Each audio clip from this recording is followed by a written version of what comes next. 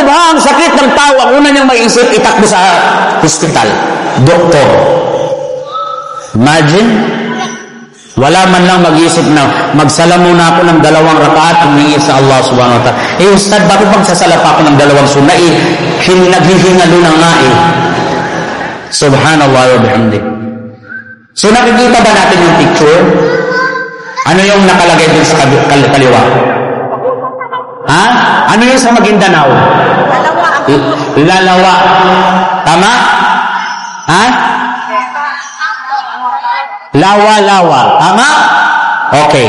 Bakit ko nilagay yan as a sample? Kasi alam niyo po ba, alam natin na ang spider web, itong spider web na to, la qimata laha. Wala siyang qima. Wala siyang value. In fact, pag sa bahay, pag makita mo, talagang tinatanggal mo yan Napaka-auhan. Yaqulu, madhkur fil Quran, anna baytil ankabut, auhanul bayt. Ibig sabihin, yung bahay daw na pinakawalang lakas ay ang bahay ng angkabut. Alam natin, ano bang magagawa ng angkabut? Ano bang magagawa ng spider web? Wala, di ba? Mafi. Tama? Pero sa panahon ng Rasulullah sallallahu alaihi wasallam, anong paraan ng Allah para masave si Propeta Muhammad? The spider web. So meaning, mga bagay na walang halaga, pero pwedeng gamitin ng Allah na magkaroon siya ng halaga. That is Allah, qadirun ala kulli shay. Kaya ng Allah subhanahu wa ta'ala.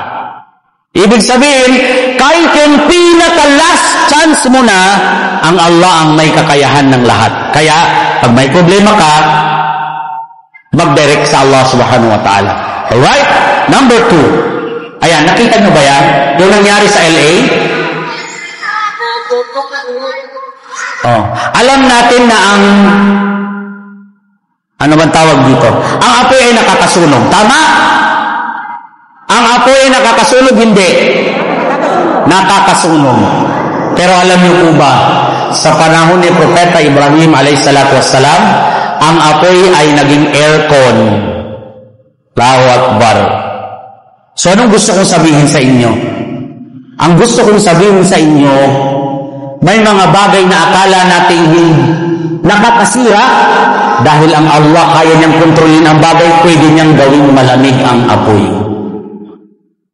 Yung spider web na sinasabi natin kanina, walang pakinabang, pero pwedeng gawin ng Allah subhanahu wa ta'ala na mag-save sa buhay. Kaya na-save nito ang buhay ng Rasulullah sallallahu alaihi wasallam. Tingnan natin, yung nakaraang pandemic, anong dahilan ng pandemic? Ano yon? COVID. Saan ang galing yung COVID? Sa laway. May pakinabang ba laway? Dinudurangan natin. Pero dahil sa laway na yan, nag-lockdown ang buong mundo. Ginamit ng Allah subhanahu wa ta'ala. Imagine. Just imagine. Meaning Allah, you have to know by yourself that Allah is qadirun. Pwedeng gawin ng Allah na ikaw ay mahirap ngayon, bukas ay mayaman ka. Pwedeng gawin ng Allah na ngayon ay mayaman ka, bukas ikaw na ang pinakamahirap sa lahat ng mahirap. That is Allah. That is how qadirun of Allah. Allah subhanahu wa ta'ala. So ang Rasulullah sallallahu alaihi wasallam, ang una daw nating alamin is to know Allah, and the number 2 is to know the Prophet Muhammad sallallahu alaihi wasallam. Ang Rasul sallallahu alaihi wasallam, he is our role. Sabi, "Qul in kuntum tuhibbuna Allah fattabi'uni yuhibbukumullah." Sabihin mo, Muhammad, kung gusto nila ako, fattabi'uni. Kung gusto nila ang Allah subhanahu wa ta'ala, fattabi'uni yuhibbukumullah wa yaghfir lakum. Kasi kung susundin natin ang Rasulullah sallallahu alaihi wasallam, ay magkakaroon tayo ng tinatawag na pagmamahal ng Allah subhanahu wa ta'ala, at tayo papatawarin ng Allah subhanahu wa ta'ala. And number 3 na dapat alamin ng tao ay aralin niya yung Islam. Simple lang, aralin mo yung Islam. So again, uulitin ko ilan ang duty ng Muslim sa kanyang Panginoon? Ilan? 4. Very good, mashallah. Ano yung una? Okay. Pangalawa? Naku, mahina. Pangalawa? Pangatlo? Pang-4? Mukha mga usada ang sumagot eh. Subhanallah wa bihamdihi. So let's move on. So, ang susunod, natapos na natin, no?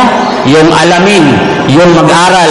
At ang unang alamin ay ang kaalaman sa Allah subhanahu wa ta'ala, sa Rasulullah sallallahu alaihi wasallam, at ang tinatawag na ating relihiyon. Pangalawang duty natin is spread, isabuhay. Ang golden rule, sabi ng Allah subhanahu wa ta'ala, Ya ayyuhalladhina amanu lima taquluna ma la taf'alun kabura maqtan 'inda Allahi an taqulu ma la taf'alun. Masya na, nagbabasa sila, no? Nakikita ko, nagbabasa sila. Sabi ng Allah subhanahu wa ta'ala, o mga mananampalataya, lima taquluna ma la taf'alun. Huwag kayong magsabi ng mga bagay na hindi nyo naman gagawin. So that's the golden rule. Pag sinasabi mo, ashhadu, ako ay naniniwala, ako ay sumasaksi, ashhadu an la ilaha illallah, walang ibang Diyos maliban sa Allah. So sasambahin mo siya. Sinasabi mo siya at kailangan mo siyang gawin. Alright? Lima taquluna ma la taf'alun kabura maqtan 'inda Allahi an taqulu ma la taf'alun. Sapagkat kasuklam-suklam sa Allah subhanahu wa ta'ala ang mga taong nagsasabi na hindi naman nila ginagawa. So ano bang i-apply natin?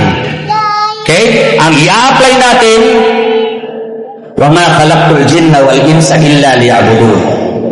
Yan yung aya niya. Nilikha tayo ng Allah para sambahin siya. So anong ibig sabihin?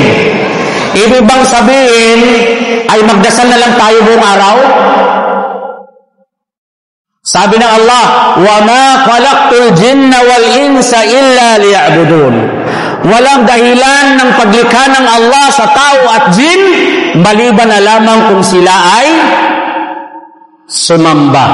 So anong ibig sabihin? Magsasamba na ba tayo 24/7? Ha?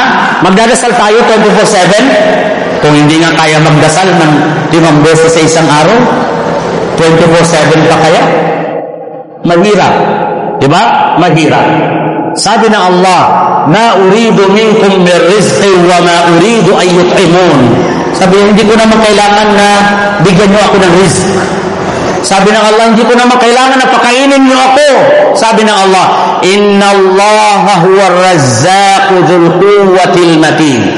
Katotohanan ng Allah subhanahu wa ta'ala ang siyang nagbibigay ng rizq at nagmamayari ng tinatawag na katiyakang lakas. Kaya naman, ang sabi ng ating mga ulama, Assalamualaikum. Okay pa ba? Okay. Kala ko hindi na, kasi titigil na tayo. Alright. Sabi ng ating mga ulama, ang ibada ay general term. General term ng ibada. Lahat daw ng gusto ng Allah, lahat ng magugustuhan ng Allah, magmula sa iyong salita, magmula sa iyong gawa, ito man ay sikreto, ito man ay hayag, lahat yan ay may ituturing na ibada. Ibig sabihin, ang mga babae, kapag nagsaing ng kanilang pagkain at hiyain sa kanyang pamilya, ito ay may tuturing na ibada. Kasi taking care of the family is one form of ibada.